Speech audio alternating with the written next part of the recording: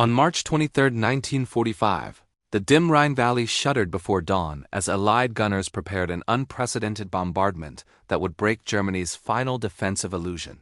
Each battery aligned its barrels with mechanical precision, creating a vast network of firepower stretching across muddy fields near the river. When the scheduled hour approached, observers noted an eerie stillness enveloping the western bank, signaling the calm before industrial warfare unleashed its crushing power. The artillery commanders exchanged final confirmations, ensuring every gun possessed accurate coordinates for the enormous synchronized strike. At exactly 2,100 hours, more than 4,000 Allied guns erupted simultaneously, delivering the heaviest concentrated fire ever experienced on the Western Front. The sky illuminated with pulsing flashes, creating a continuous thunder that carried across distant villages trapped within the collapsing Reich. German outposts along the Rhine trembled beneath the relentless barrage, their communication lines severed instantly by high explosive detonations churning soil and fortifications.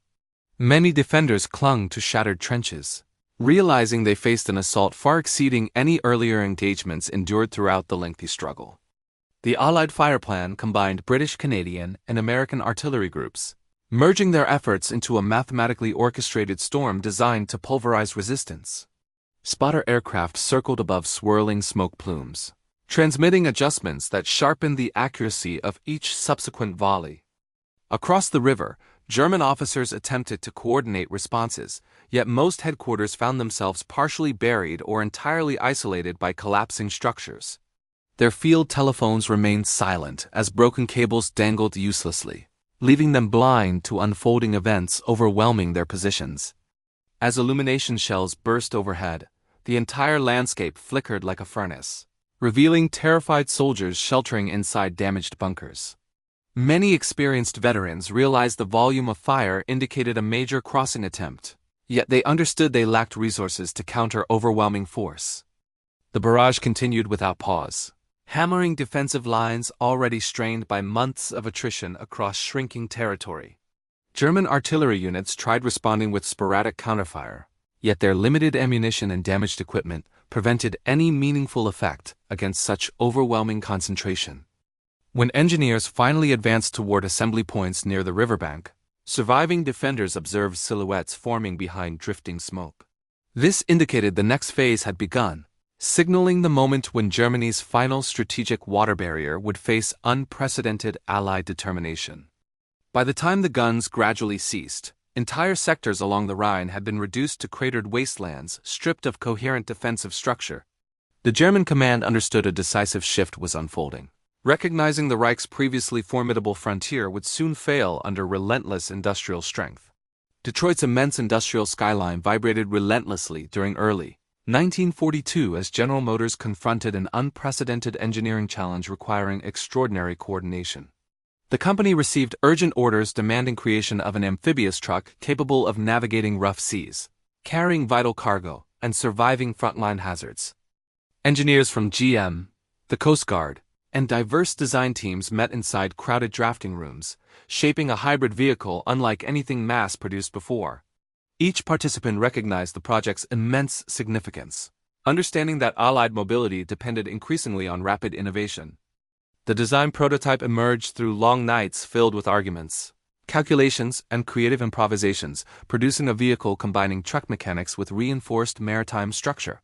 This unusual fusion required meticulous testing, particularly because its flexibility determined viability across unpredictable European environments.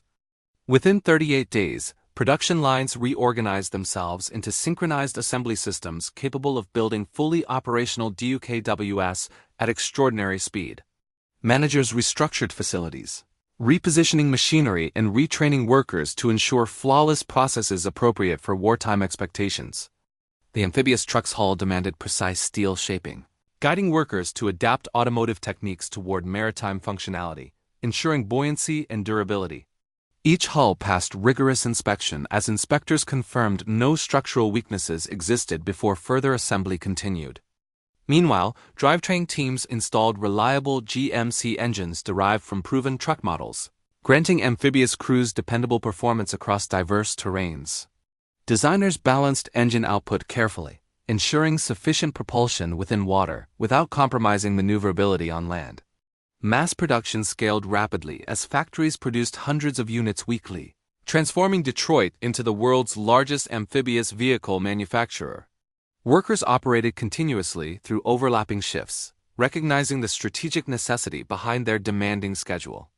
Completed DUKWs rolled from assembly lines directly into transport convoys driving toward coastal ports preparing for global deployment. Their olive-drab silhouettes displayed the unmistakable impression of utilitarian strength shaped by American industrial genius.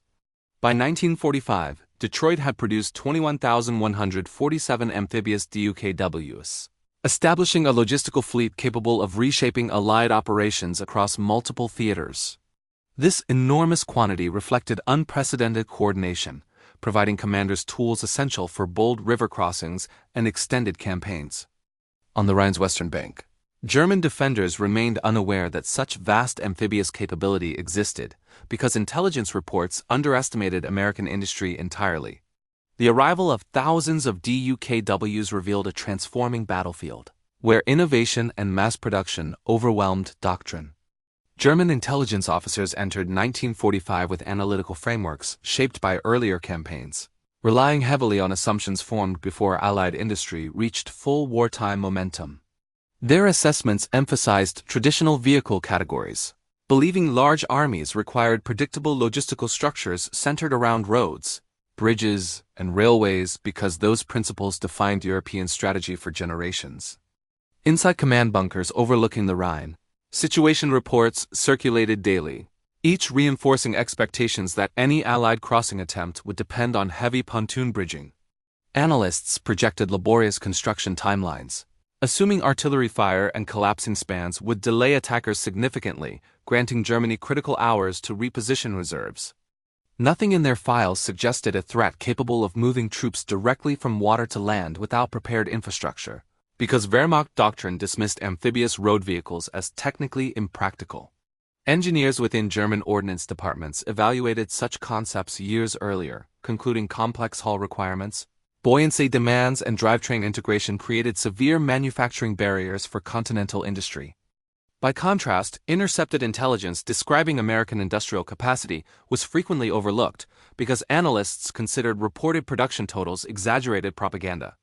They viewed claims of thousands of amphibious craft as unrealistic, particularly since Germany struggled to meet even minimal vehicle quotas during late war shortages. Field officers observing Allied supply movements across France noted extensive truck columns, yet none recognized amphibious variants quietly operating near coastal zones. These units rarely advanced inland, concealing their capabilities from German scouts trained to search for armored threats rather than logistical innovations. A severe breakdown occurred inside Fremd West, where staff analysts prioritized armored movements, aircraft totals, and traditional engineering units, neglecting logistical transformation instigated by Detroit's assembly lines.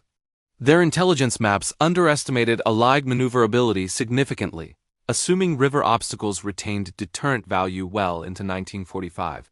As Operation Plunder approached, German forward observers remained confident that the Rhine's width, deep currents, and steep banks formed an obstacle requiring extended preparation. Their calculations failed entirely once amphibious DUKWs appeared, because such vehicles negated every assumption embedded within defensive planning.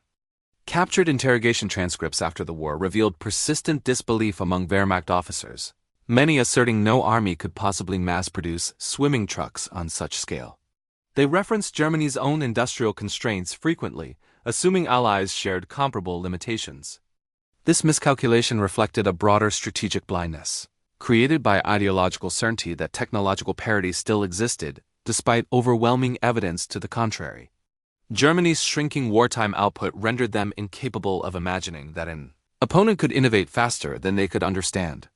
When thousands of DUKWs suddenly crossed the Rhine, German defenders realized their intelligence system never grasped the Industrial Revolution reshaping warfare, because mass production now carried divisions farther than rivers could stop. Darkness settled over the west bank of the Rhine on March 23, 1945, as Allied commanders initiated Operation Plunder, coordinating the largest river-crossing assault conducted in modern warfare. Across assembly zones stretching for miles, engineers positioned DUKWs, storm boats, assault craft, and bridging units beneath carefully deployed smoke screens, concealing every movement with dense clouds drifting low over the water. Artillery units unleashed a coordinated barrage involving more than 4,000 guns, saturating German positions with continuous strikes designed to suppress counterfire completely. Shells landed with mechanical precision, each battery operating from pre-plotted data, refined by aerial reconnaissance and radar mapping, ensuring defenders remained disoriented throughout the night. Infantry regiments advanced toward the embankments carrying equipment through shifting smoke, relying on luminous guides and whispered signals to maintain formation while avoiding detection from German lookouts positioned along elevated terraces. Their landing craft waited silently at the shoreline, engines muffled and operators scanning the river for signs of artillery flashes or machine gun tracers. The critical innovation supporting this moment was the Amphibious DUKW fleet, assembled behind the lines, each vehicle prepared to enter the Rhine directly without requiring piers or constructed launches. Drivers warmed engines beneath tarpaulin covers, monitoring gauges that indicated readiness while officers confirmed loading schedules for troops and supplies. German defenders inside fortified bunkers attempted to interpret sounds filtering through the smoke. Yet the barrage overwhelmed communication networks, severing telephone lines and drowning out field radios struggling against static caused by nearby detonations. Their inability to determine Allied intentions created a paralysis that halted coordinated responses during the opening minutes of the crossing. As the first assault craft pushed off from the West Bank, engineers intensified smoke operations, releasing additional generators that extended concealment across the river's central channel. The drifting haze distorted depth perception for German gunners, preventing accurate range estimation and forcing many to fire blindly at indistinct shadows moving through the darkness.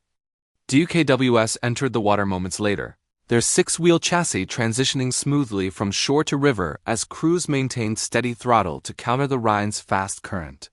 Loaded with infantry and equipment, these vehicles advanced in controlled columns, navigating predetermined lanes marked by luminous floats placed earlier by reconnaissance swimmers. The crossing quickly demonstrated the decisive effect of American industrial capacity, because hundreds of vehicles moved simultaneously, overwhelming defensive sectors unprepared for such volume. German firing points that survived the barrage faced a continuous stream of targets emerging through smoke, making selective engagement impossible. By sunrise, Allied footholds expanded across the East Bank, with DUKWs delivering additional troops and supplies faster than German reinforcements could mobilize. The Rhine, once celebrated as Germany's ultimate natural barrier, no longer offered meaningful resistance against an opponent capable of transforming night, smoke, steel, and mass production into unstoppable momentum. Night faded slowly over the Rhine as the first waves of infantry secured their footholds on March 24th, allowing engineers and logisticians to initiate the next phase of Operation Plunder, transforming the river from a defensive strongpoint into a functioning supply artery. Thousands of DUKWs assembled along concealed approach lanes, their engines rumbling beneath dissipating smoke as officers issued timed dispatch orders that ensured uninterrupted movement. Each vehicle carried precisely calculated loads, balancing troop contingents, ammunition crates, fuel drums, and medical supplies according to predetermined schedules designed to maintain constant flow, preventing idle intervals that could disrupt advancing divisions. As the sun rose, columns of amphibious trucks began entering the water in spaced intervals, forming long snaking convoys across the Rhine that operated with mechanical predictability.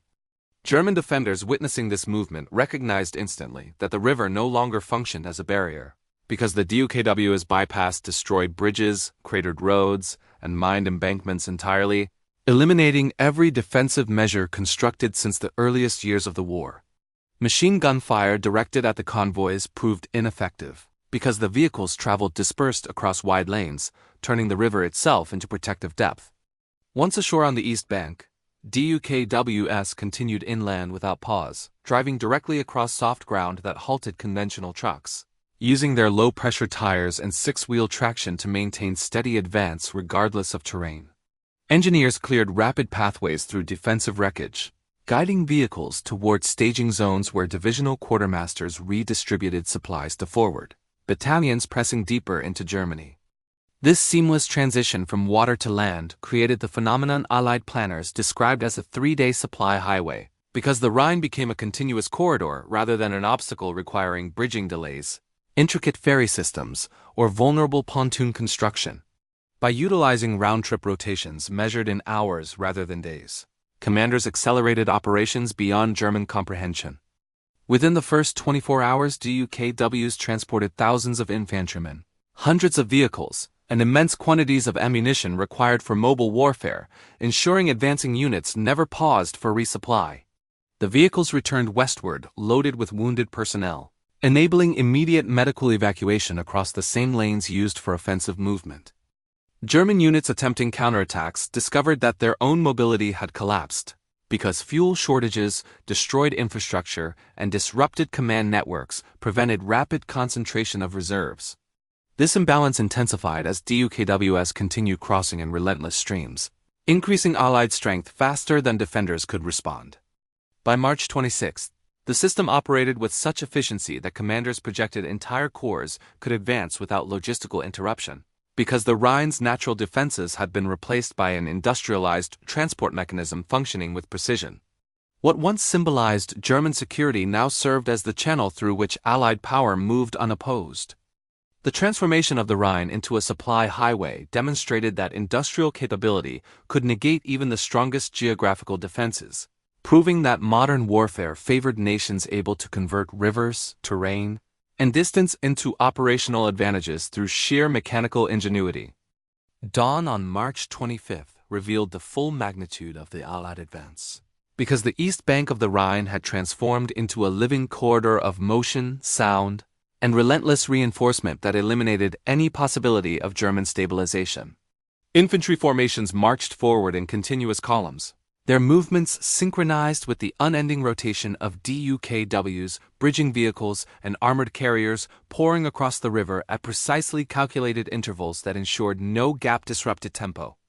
Each hour delivered new battalions into the expanding bridgeheads, because logistics officers prioritized rapid concentration of combat strength to overwhelm German defenders before they could reorganize, preventing local commanders from forming coherent counterattacks. Units from the British Second Army and the American Ninth Army converged on predetermined axes of advance, creating conditions where German companies found themselves outnumbered before they fired their first shots.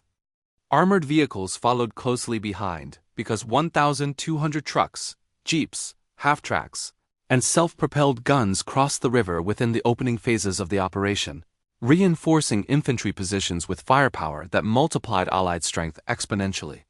The speed of this buildup astonished even senior planners, because every DUKW that touched the eastern bank carried material essential for mobile warfare. German officers observing the massing forces realized resistance was becoming symbolic rather than strategic, because their own reinforcements arrived slowly across cratered roads while Allied formations assembled with industrial efficiency. Communications failures further impeded coordination, leaving isolated units confronting entire brigades that advanced with flawless logistics support. By midday, Allied engineers completed additional crossing lanes, enabling multiple traffic streams that operated without congestion, thereby sustaining the constant flow required for offensive momentum. The result was a battlefield where fresh troops stepped into positions before earlier waves had time to fully deploy, saturating the front with manpower and mechanized assets. German machine gunners and mortar crews discovered that firing on one advancing column achieved little, because replacements appeared instantly behind them, creating the perception of an inexhaustible enemy force. This psychological collapse accelerated as armored vehicles rumbled forward, using their stabilized firing systems to deliver accurate suppression against every pocket of resistance. The Luftwaffe's absence further intensified German isolation, because no reconnaissance reports or airstrikes disrupted the Allied reinforcement chain, allowing the river crossing to operate with uninterrupted precision across day and night cycles. As the afternoon progressed, American and British commanders reported that logistical reserves exceeded demand, enabling deeper advances toward Wesel, Bocholt, and the Ruhr's western approaches without operational pauses. This abundance contrasted sharply with German shortages, where ammunition scarcity and fuel depletion reduced entire battalions to static defense. By evening, The Rhine crossing force had grown so rapidly that German officers concluded the front had entered the final stage of collapse. Because the enemy now possessed numerical superiority, mechanized dominance, and logistical security on a scale impossible to counter. Thus, the arrival of 15,000 troops and 1,200 vehicles in uninterrupted succession proved decisive, demonstrating that the battle's outcome depended not on isolated tactics, but on industrial capacity that rendered German resistance strategically futile. Dawn on March 24 introduced a moment unmatched in the European theater, because 16,000 paratroopers from the British 6th Airborne Division and the American 17th Airborne Division prepared to descend behind German lines in the largest single-day airborne assault of the war. Their mission aligned precisely with the amphibious onslaught building along the Rhine's western edge, ensuring that German defenses would fracture simultaneously from the front and the rear. Transport aircraft stretched across the sky in disciplined formations, because Allied planners timed the operation to synchronize with the river crossing that erupted hours earlier, creating a coordinated shock intended to overwhelm German command structures. The thunder of engines echoed across the landscape as C-47s and gliders carried troops, equipment, and artillery pieces toward predetermined landing zones beyond the heavily defended eastern bank. German anti-aircraft batteries opened fire immediately because their commanders recognized that airborne troops threatened the one thing Germany could not replace: mobility, communication, and interior lines. Yet the scale of the formation limited the effect of those defenses, allowing successive waves to land across fields, orchards, and ruined villages in a pattern designed to sow confusion. DUKW convoys continued streaming across the Rhine at that exact moment, because Allied headquarters understood the necessity of reinforcing airborne units before German counterattacks could solidify, ensuring that both elements operated as a single, mutually supporting system. Amphibious trucks loaded with radios, ammunition, and medical supplies pushed toward designated rendezvous points in a logistical display previously unseen in river warfare. Paratroopers regrouped under intense fire, because scattered landings forced officers to improvise tactical movements that nevertheless achieved strategic objectives by seizing bridges, crossroads, and defensive emplacements critical to the German response. Their rapid consolidation surprised German commanders who expected prolonged disorganization, enabling airborne units to hold ground until mechanized forces advanced from the river. German reserves attempted localized counterattacks, because they recognized the danger of airborne units blocking retreat routes toward the Ruhr. Yet those efforts faltered as DUKWs continued delivering material that ensured sustained Allied pressure across all sectors. Troops emerging from gliders brought anti-tank guns into action quickly, halting German armor before it could reach vulnerable airborne pockets. By midday, Operation Varsity achieved full operational integration with Operation Plunder, because river crossings and airborne assaults now formed a seamless encirclement that denied Germany any opportunity for coordinated defense.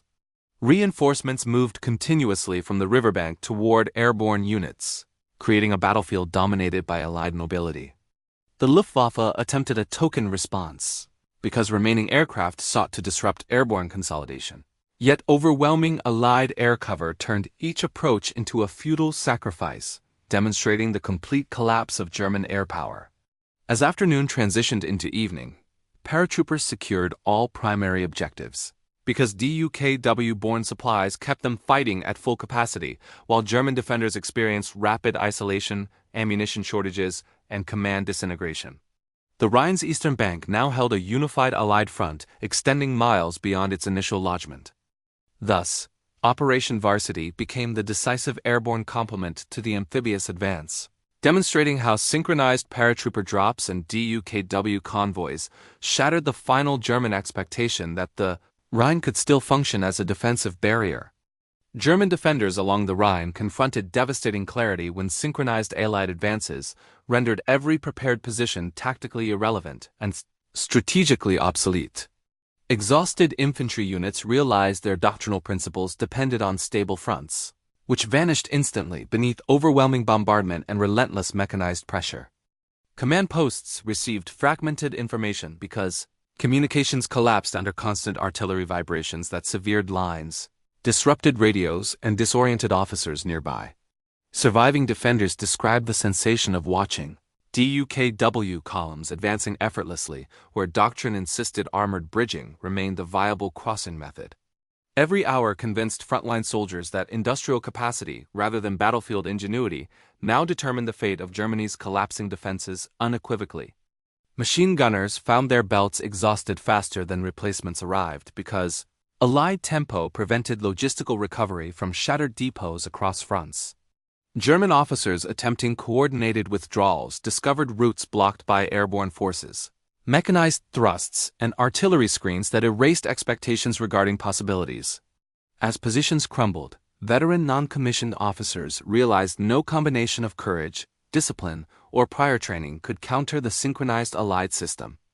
Reports from adjacent sectors confirmed identical experiences because defenders witnessed converging river crossings, airborne landings, and mechanized assaults reinforcing one relentlessly.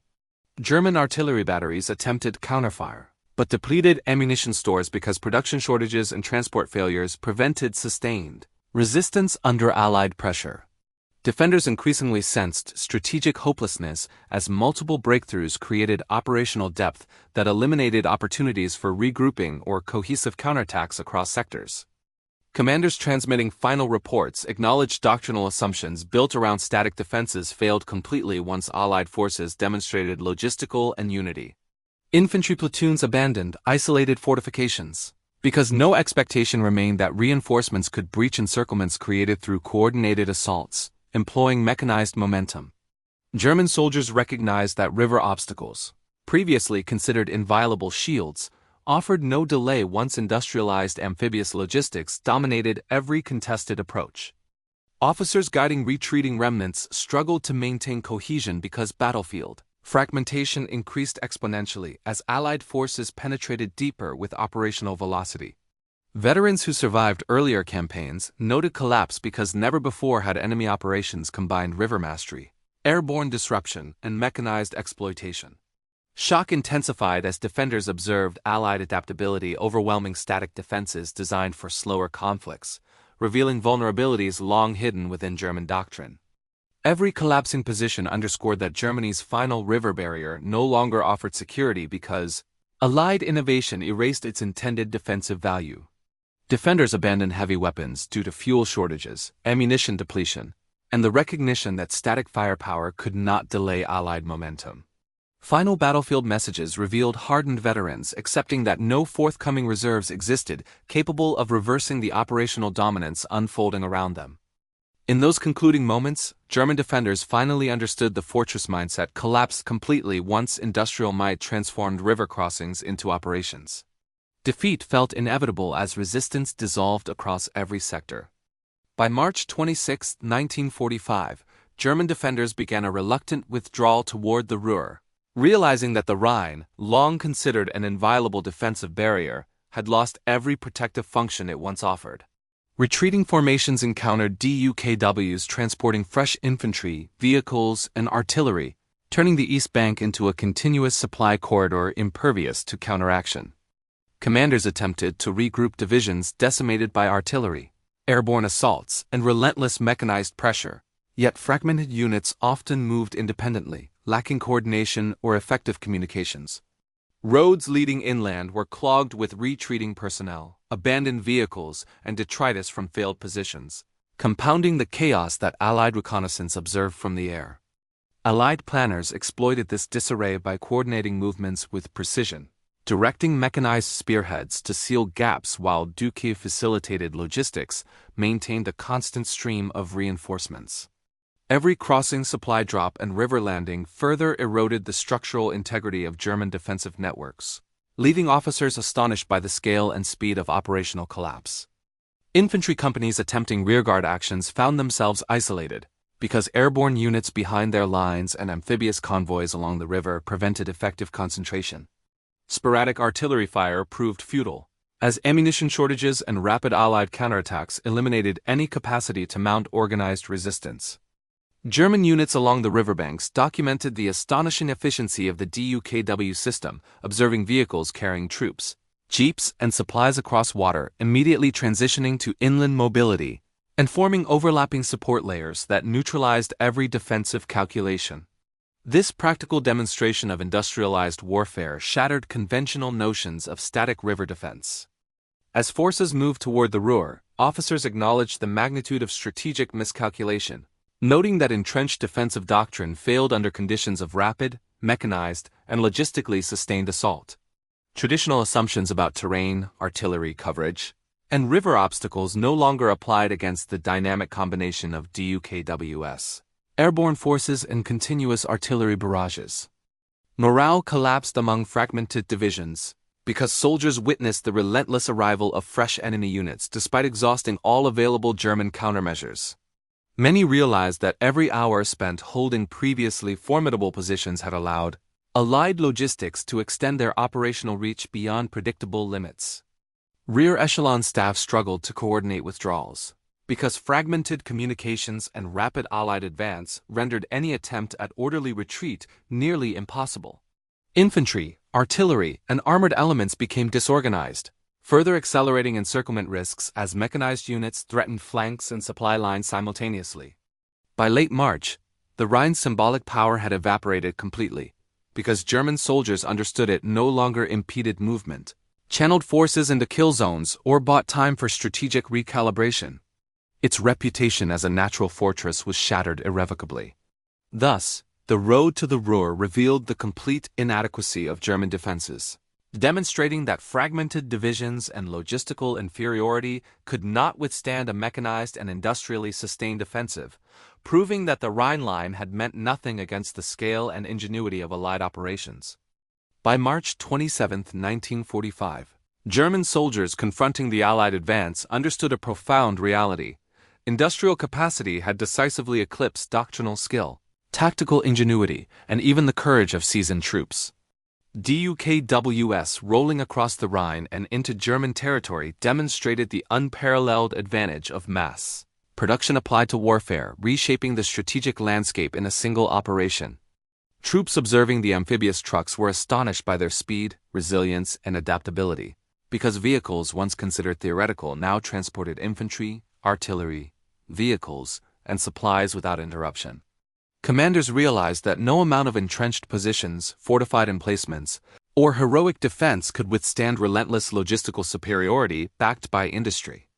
In field reports, German officers recorded disbelief at the operational tempo, because the combination of mechanized vehicles, airborne troops, and artillery coordination produced a synchronized advance that human calculation could not replicate. Every DUKW crossing reinforced the notion that traditional barriers, rivers, fortifications, and minefields were obsolete in the face of industrial ingenuity. Soldiers recalled that heroic acts, while individually commendable, were rendered strategically irrelevant when confronted with unbroken columns of reinforcements and supplies arriving precisely where needed. The Rhine Line, previously celebrated in military manuals as impregnable, collapsed beneath vehicles designed and produced thousands at a time in Detroit assembly halls. Generals attempting to reorganize fragmented units confronted the same truth repeatedly.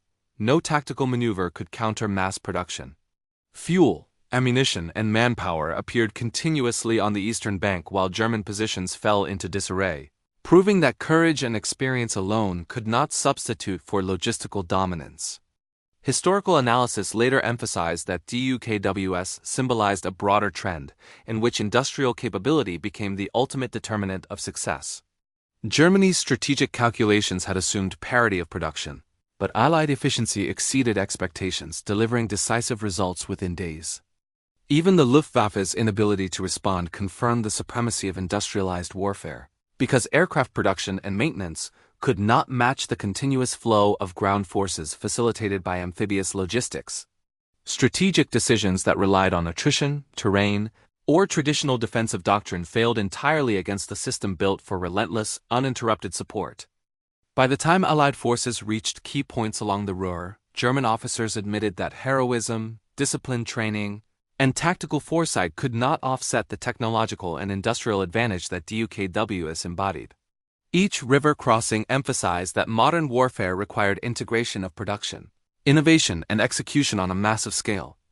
In memoirs and post-war interviews, German soldiers acknowledged the psychological impact of witnessing seemingly infinite reinforcements arriving via amphibious trucks, realizing that human courage, ingenuity, and tradition were insufficient against a nation capable of reshaping terrain and timelines with assembly line precision. Thus, the Rhine crossing of March 1945 became a defining example of industrial supremacy overruling strategy, heroism, and doctrinal expectation, illustrating that victory in modern warfare depended less on battlefield genius than on the ability to mobilize, produce, and deliver overwhelming force continuously.